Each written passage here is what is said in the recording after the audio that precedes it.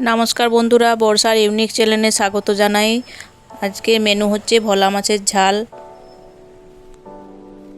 ভোলা মাছ নিলাম, কড়াইটা বসালাম, পেঁয়াজ লঙ্কা হলুদ লবণ নিলাম, কড়াইটা চালিয়ে দিলাম, তেল দিয়ে দিলাম।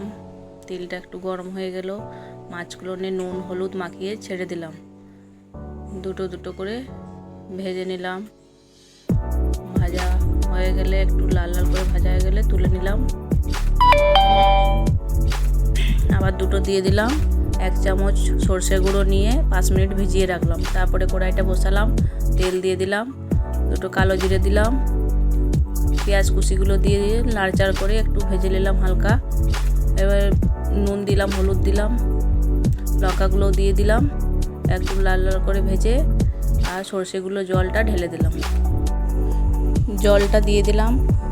এবারে জলটা দিয়ে একটু ফুটিয়ে মাছগুলো ছেড়ে দিলাম।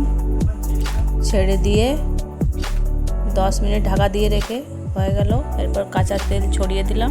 হয়ে গেল মাছের রেসিপি, ভোলা মাছের ঝাল। এরকম বানিয়ে দেখো তোমরা। ভালো লাগলে লাইক শেয়ার কমেন্ট করে দিও।